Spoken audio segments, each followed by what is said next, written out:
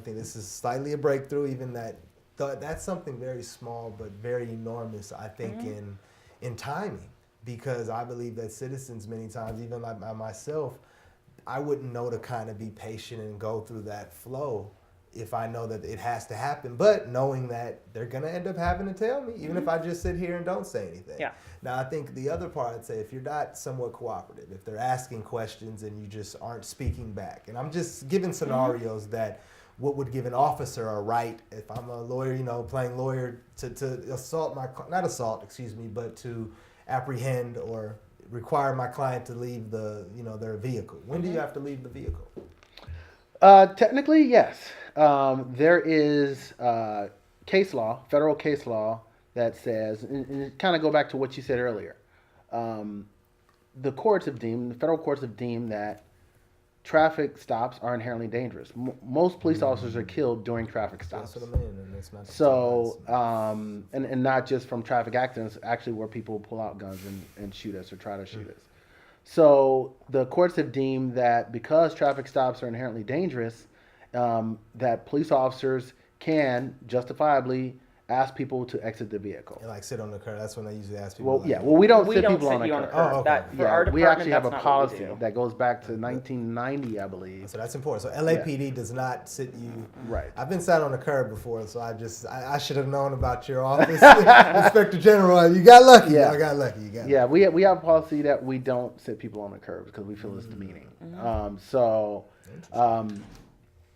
it's interesting because San Francisco Police Department just made a similar policy as well. And I will just, I guess to clarify, because it was in Culver City. That would be a different jurisdiction. Yes.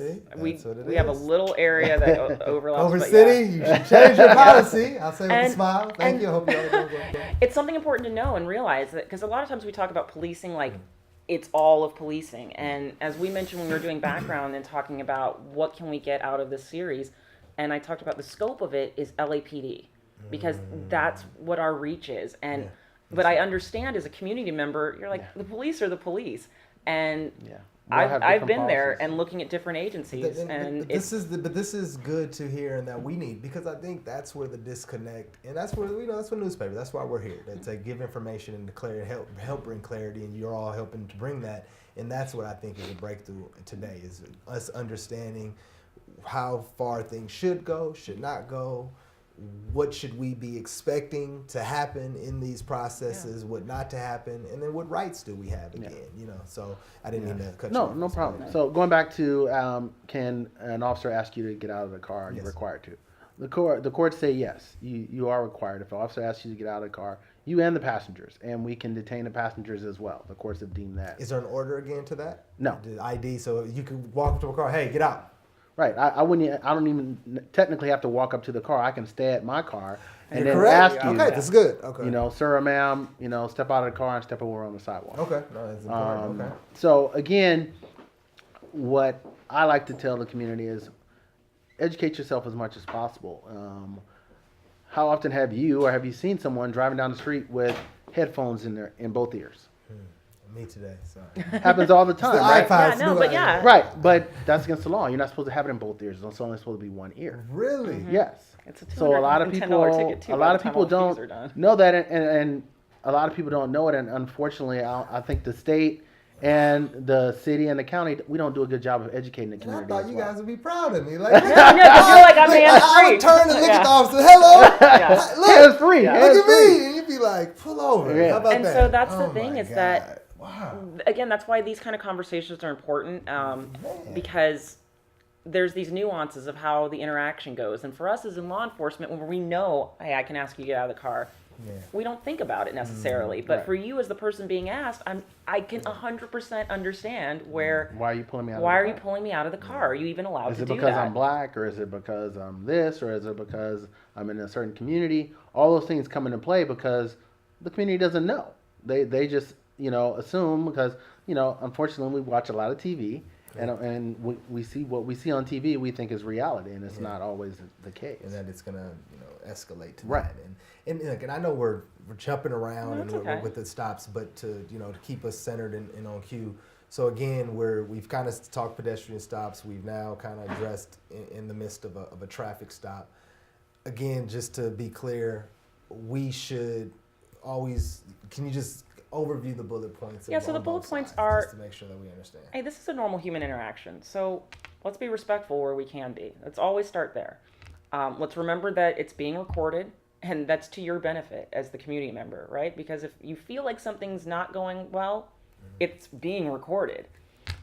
You always want to talk to the officer if you have questions.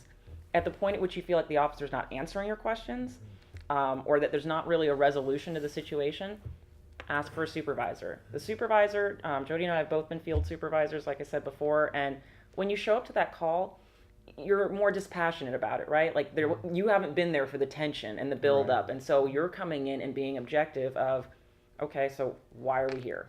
What did you see? Because officers can be wrong, and the supervisor may say, Absolutely. "Hey, absolutely." Because I've seen that on many, more footage is being released, nationwide, and not necessarily your jurisdiction, but I've seen a supervisor like, "Man, no, you're wrong." And so, but that's our job. So that's what we're paid to do, is to be able to come in and be good risk managers for the department, and that's protecting the officers and the community. Because when we come in and we're able to go, tell me why you're here, what happened.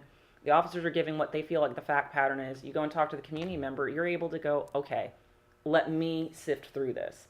A quick footnote to that with traffic stops is that supervisors can't overturn the ticket in the field. So if you feel like the officer cited you for something, and you're like, I did not run that red light, I don't care what they say. For citations, you go to court. And that's just something to know. The supervisor can come out there and talk to you about it, but they're not going to be able to go to the officer and go, you go cancel that ticket for the observation you made about their driving. And so that's a weird one-side footnote. But for all of these other things, which tend to be based off the dynamics, generally where this all starts is the quality of the interaction. Because even when people are frustrated, it's pretty rare, in my experience, that if I'm fully respectful of them, that their frustration causes them to go, I still want a supervisor anyway. Couple questions to ask for the citizens' sake. If you have an interaction that you want to report, should you go straight directly to the Inspector General and the police department that you like? Where should the you can do report one path works, because it all has to get taken care of. We also have forms. You can fill out a form and a complaint form. Every station has them. We have them online. We have a hotline available. So if you, again, like Jody mentioned, it's possible that you go, I don't want to talk to any of you right now, or you don't have time, right? You don't want to wait for the supervisor. We have a 1-800 number that's available to call in and leave a voicemail to make the complaint process. The Inspector General's office is always available. You can go to our internal affairs, and make the complaint there. So there's numerous different avenues that a person can take. We just ask that if you got to follow through. Because we won't know unless you tell us. Because telling your friends or your family members doesn't change the behavior in us, because if something really did happen that is wrong, we have to know about it so that we can investigate it and make sure it's not continuing to happen. Or even if you decide not to make that complaint right off the bat, document it, because later on, because I don't know how many times I've had people say, oh, you know what, this officer did this and he or she was rude. And it's like, okay, well, where were you?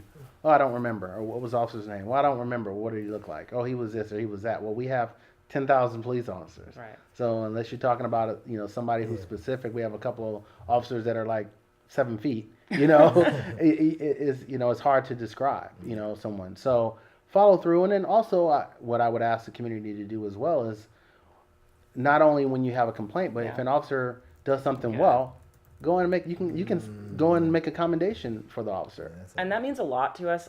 Citizen commendations are a big deal because we go through our days and we're trying to take care of as much as we can, and we have our own internal system for writing up things, and it tends to be good arrests or you did a really good investigation.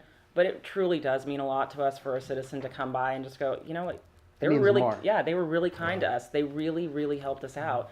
And so just like we want to hear if we're doing something bad, we would love to hear if we're doing something well, because feedback is what drives this department and makes us better. Whether it's positive or negative, we need to keep having this interaction with the community so that we know if we're meeting your needs, and if not, how can we do it better?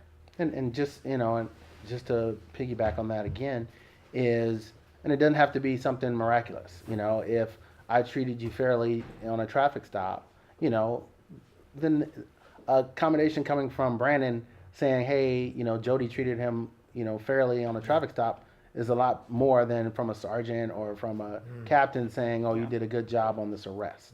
And what's the way you just call? What's the quick? You Sometimes can people are call- just lazy. yeah, we can And call- what's the way to do it? Truthfully, yes. People don't even want to do the subway I know. surveys at the bottom. mean, So you can call the station and ask to speak to the watch commander. The watch commander will say, they'll type it up and say No, that, that's- okay. because I Otherwise, think- you can write a letter, or we have citizen commendation Yeah, forms. online. All that stuff is on. online. And also, the Inspector General's office also has a website, and they also have an app where you can actually make the commendation or the complaint on your phone. And